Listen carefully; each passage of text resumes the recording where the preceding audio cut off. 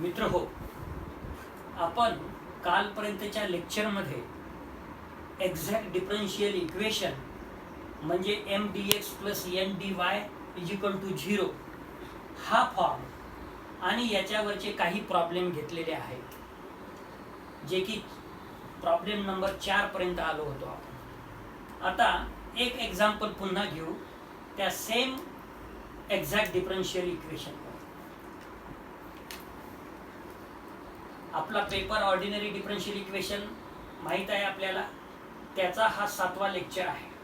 Example 5, solve 2x² plus 4x³ minus 12xy² plus 3y² minus x e to the power y plus e to the power 2x ब्रॅकेटमध्ये, ब्रॅकेटच्या बाहेर dy plus दुसऱ्या ब्रॅकेटमध्ये 12x² plus 2xy² plus 4x³ minus 4y³ plus 2y e to the power 2x minus e to the power y bracket complete, ब्रॅकेटच्या बाहेर dx equal to 0. या problem कडे जर आपण बघितलं तर आपल्याला लक्षात येईल की आपला जो M D X plus N D Y हा फॉर्म आहे, ॲक्च्युली या फॉर्ममध्ये दिलेला प्रॉब्लेम नाही आहे. म्हणजे इथं एन ची व्हॅल्यू आहे पहिल्या ब्रॅकेटमध्ये डी वाय प्लस इथं एम ची व्हॅल्यू आहे D X is equal to 0. परंतु विद्यार्थी काय करतात की त्यांना प्रॅक्टिस झालेली असते की एम ची व्हॅल्यू म्हणजे पहिली आणि एन ची व्हॅल्यू म्हणजे दुसरी, आणि इथूनच प्रॉब्लेम ते सुरुवातच चुकून टाकतात. त्यामुळे आपल्याला पहिला दिलेला प्रॉब्लेम त्या फॉर्ममध्ये लिहून घ्यायचा आहे किंवा आहे की नाही त्या फॉर्ममध्ये ते बघायचं आहे. So solution the given equation is, तर मग काय केलं, आधी मी दुसरा ब्रॅकेट लिहिला इंटू डी एक्स प्लस पहिला bracket into D Y is equal to 0. म्हणजे आता जर बघितलं तर which is of the type M D X plus N D Y is equal to 0 आपण म्हणू शकतो. आता आपल्या दिलेल्या इक्वेशन सोबत जर M D X plus N D Y is equal to 0 आपण कम्पेअर केलं तर एम बरोबर इथे व्हॅल्यू मिळेल तुम्हाला एम इज इक्वल टू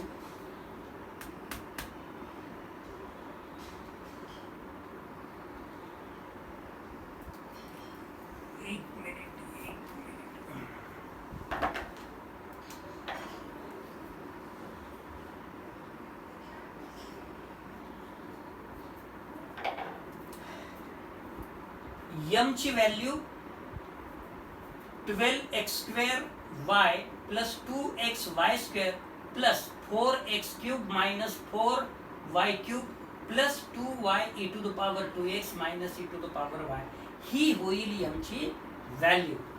आणि एन ची व्हॅल्यू मिळेल आपल्याला 2x² plus 4x³ minus 12xy² plus 3y² minus x e to the power y plus e to the power 2x dy. Sorry, dy नाही. तर मग n आणि m मध्ये जसं आता मी सुद्धा काय केलं होतं की m ही व्हॅल्यू लिहिली होती आणि n ही व्हॅल्यू लिहिली होती, ते क्विक लक्षात आलं म्हणून बरं झालं. तर ही आहे m ची व्हॅल्यू जे की दुसऱ्या ब्रॅकेटची आहे आणि ही आहे n ची व्हॅल्यू. आता आपल्याला कंडिशन माहित आहे एक्झॅक्ट डिफरन्शियल इक्वेशनची, delta M by delta Y is equal to delta N by delta X जर असेल तर दिलेलं इक्वेशन हे एक्झॅक्ट डिफरन्शियल इक्वेशन असतं आणि मग त्याला आपल्याला सोडवता येते. म्हणून या एम च्या व्हॅल्यूला differentiate with respect to Y करायचं. जर differentiating with respect to Y केलं तर 12x² प्लस 4xy हे इथं x ची टर्म असल्यामुळे कॉन्स्टंट होऊन जाईल, ती 0 येऊन जाईल आणि इथे येईल मायनस 12y² प्लस इथे y ची डेरिव्हेटिव्ह 1 आणि 2 e to the power 2x minus e to the power y.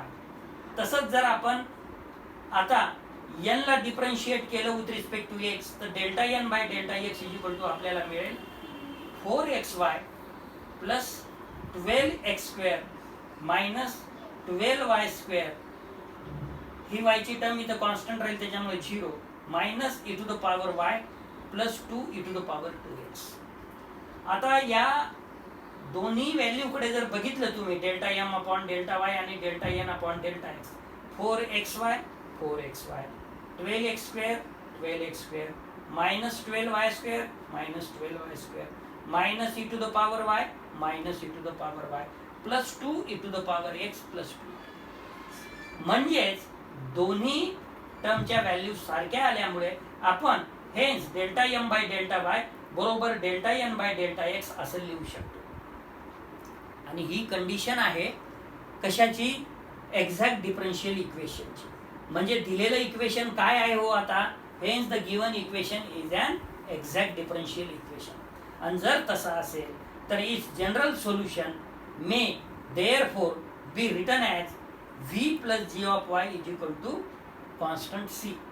परंतु आपल्याला माहीतच आहे वेअर v बरोबर integral of m with respect to x on the supposition that y is A constant quantity. मग m ची value लिहायची तिथे, m ची व्हॅल्यू लिहायची. काय आहे m ची value? 12x² plus 2xy² plus 4x³ minus 4y³ plus 2y e to the power 2x minus e to the power y. आता डिफरन्शिएट आता इंटिग्रेट करायचं. याला इंटिग्रेट जर केलं तर हे येते x³ अपॉन 3. 3 या 12 सोबत कटले तर 4 राहते, 4x³ प्लस इथं इंटिग्रेशन येते x²/2, 2 कटेल x²y². इथं इंटिग्रेशन येते x⁴/4, 4 कटेल.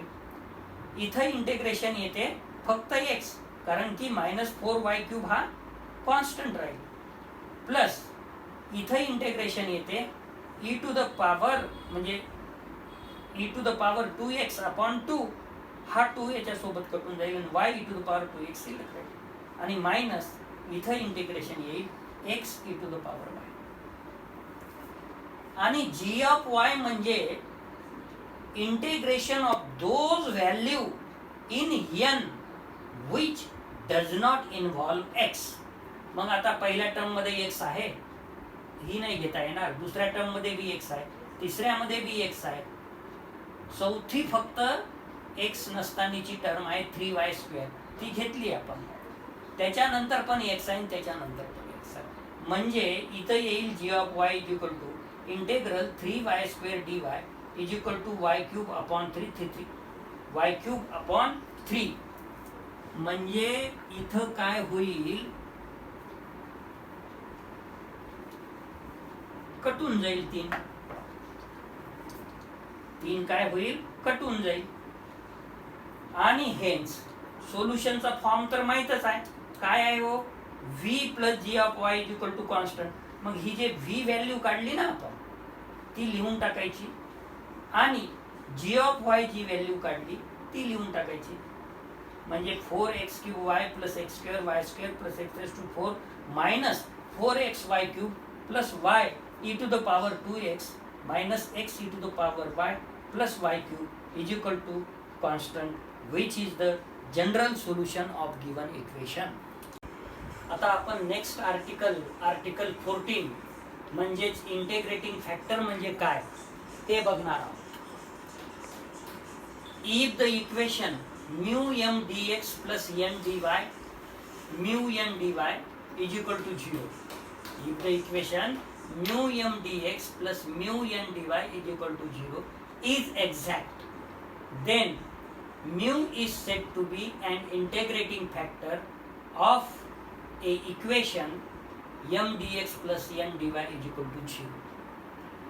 म्हणजे आपल्याला जे दिलेलं इक्वेशन आहे m dx plus n dy is equal to 0, या फॉर्मच्या इक्वेशनला म्यू म्हणजे आपण पर्टिक्युलर व्हॅल्यू चूज करणार आहोत आणि म्यूनी मल्टिप्लाय केल्यानंतर याचं conversion mu M D X plus mu N D Y is equal to 0 मध्ये होईल. आणि ते जर एक्झॅक्ट असेल तर आपल्याला म्यूला इंटिग्रेटिंग फॅक्टर असं म्हणता येईल. एखादा एक्झाम्पल घेऊ, त्याच्यावरून सहज लक्षात येऊन जाईल. For example, the differential equation y dx minus x dy is equal to 0 is not exact. सध्या हे एक्झॅक्ट फॉर्म मध्ये नाही आहे. But Wien multiplied by 1/y², या इक्वेशन नंबर 1 ला जर 1/y² न मल्टिप्लाय केलं तर इक्वेशन 1 काय मिळेल हो? y dx minus x dy upon y² is equal to 0. म्हणजे 1/y² इथं समजण्यासाठी आपण कशाची व्हॅल्यू घेऊ? म्यूची व्हॅल्यू ती असेल. आता जर हे एक्झॅक्ट डिफरन्शियल इक्वेशनच्या फॉर्म मध्ये आलं तर आपल्याला म्हणता येईल 1/y² is an integrating factor of the given equation. So that is, आता हे एका फॉर्म्युल्याच्या फॉर्म मध्ये आहे जे की तुम्हाला ऑलरेडीच 12th स्टँडर्डला झालेला आहे. कोणता फॉर्म्युला आहे बरं तो? d/dx इन ब्रॅकेट u/v बरोबर v into du/dx minus u into dv/dx upon v², comma v is not equal to 0. मग इथे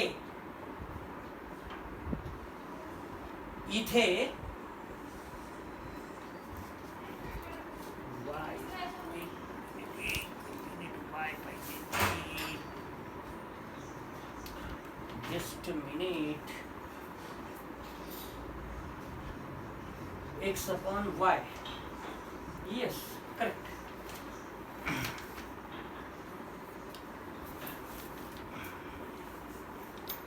मग त्या फॉर्म्युल्यानुसार u ची किंमत x आहे आणि v ची किंमत y आहे. मग काय होईल इथे formula? y dx minus x dy divided by y चा वर्ग, म्हणजे एक्झॅक्ट डिफरन्शियलच्या फॉर्म मध्ये आलं आहे, विच इज एक्झॅक्ट. आणि याचं जर इंटेग्रेशन केलं तर त्याचं सोल्युशन मिळून जाईल आपल्याला दिलेल्या इक्वेशनचं. Hence integrating, comma we get x upon y is equal to c, which is a solution of given equation 1. आता 1/y² नच मल्टिप्लाय केलं तर आपल्याला हे सोडवता येते का? अजून कशाने मल्टिप्लाय केलं तर सोडवता येणार नाही का? बघू बरं, एखाद्या वेळेस आपण दुसरं बघू. आता म्हणजे म्यूची किंमत 1/y² न घेता आपण 1/xy घेऊ.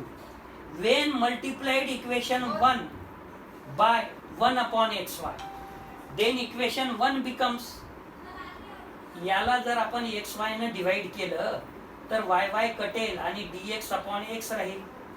इथं xx कटेल आणि मायनस dy अपॉन y राहील इज इक्वल टू 0. परंतु हे सुद्धा काय झालं हो? एक्झॅक्ट डिफरन्शियलच्या फॉर्म मध्ये आलं की, विच इज एक्झॅक्ट. आणि मग याचं इंटेग्रेशन जर केलं तर सोल्युशन मिळते. Hence integrating, comma we get log x minus log y बरोबर c. आता तुम्हाला log a minus log b बरोबर log a अपॉन b चा फॉर्म्युला माहित आहे. मग log x upon y is equal to log c आणि hence x upon y is equal to c. म्हणजे आपण 1/y² नीच मल्टिप्लाय करायचं असं काही नाही. 1/xy न जरी मल्टिप्लाय केलं तरी उत्तर xy बरोबर c आलं. बरं, अजून कशाने मल्टिप्लाय केल्यानंतर हाच प्रॉब्लेम सोडवता येईल का? बघू बरं. आता हे सुद्धा which is the required solution of 1 आलं, म्हणजे सेमच उत्तर आहे. Also when we multiplied equation 1 by 1/x², then equation 1 becomes, equation 1 ला जर आपण 1/x² न मल्टिप्लाय केलं तर y dx minus x dy upon x² is equal to 0. Minus sign जर कॉमन काढली तर याला लिहिता येते आपल्याला x dy minus y dx upon x² आणि जी मायनस साइन काढली, मायनस न मल्टिप्लाय केलं तर ते मायनस मायनस प्लस झालं. राईट हँड साइडला 0 असल्यामुळे काही फरक पडणार नाही. पुन्हा हे फॉर्म्युल्याच्या फॉर्म मध्ये आलं. कोणता formula?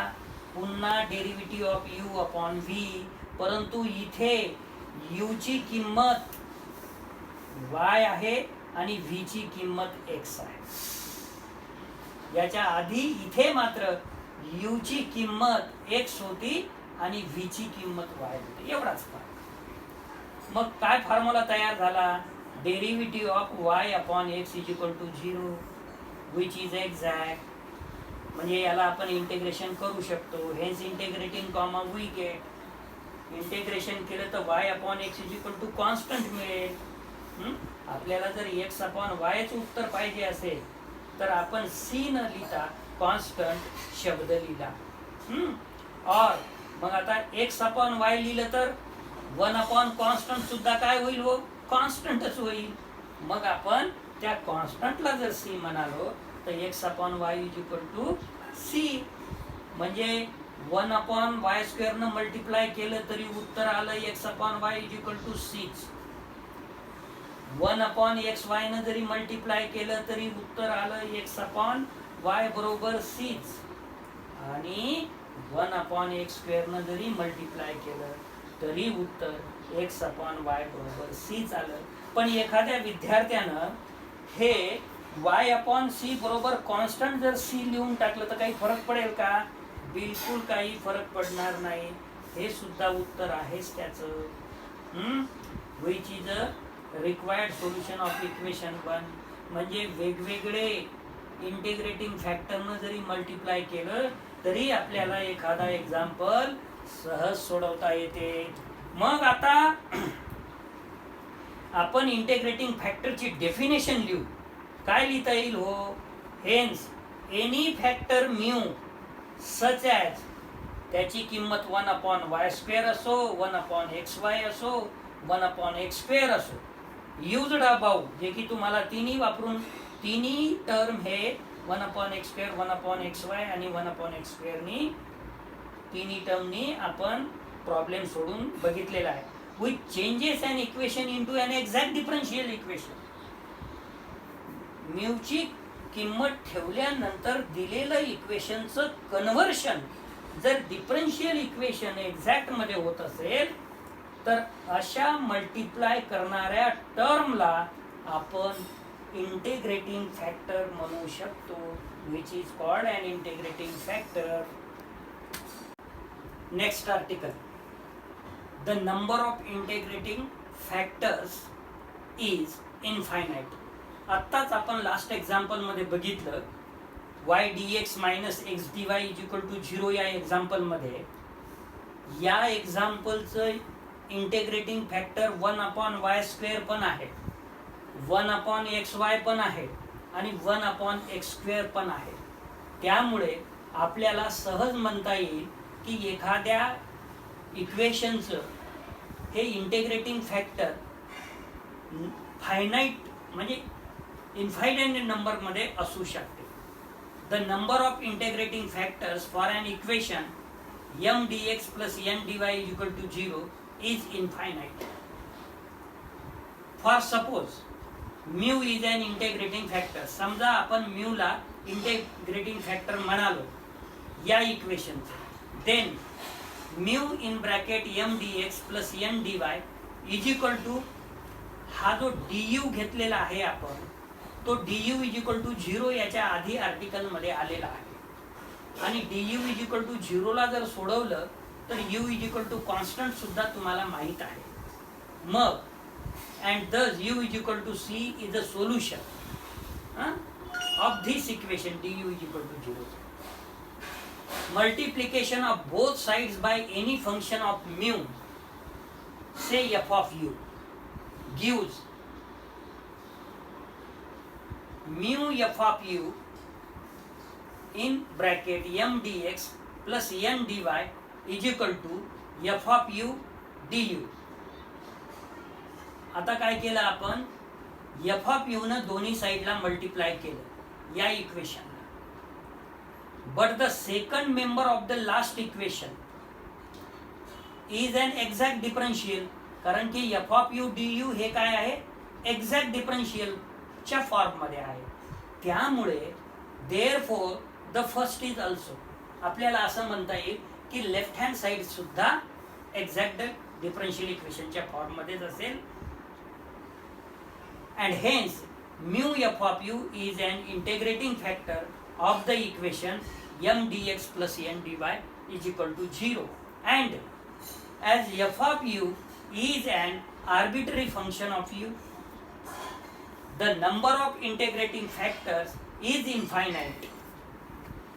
This fact is, however, of no special assistance in solving the equation.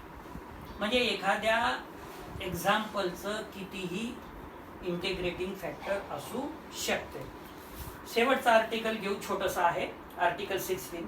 Integrating factors found by inspection. Sometimes integrating factors can seen at a glance, as in example as follows: y dx minus x dy is equal to 0. कधी कधी example बघितल्या quick आपल्याला लक्षात येते की याचं integrating factor काय असेल. तर काय असेल आपण ऑलरेडी घेतलेलंच आहे. याचं इंटिग्रेटिंग फॅक्टर 1/y² पण आहे, 1/xy पण आहे आणि 1/x² सुद्धा आहे. थँक्यू.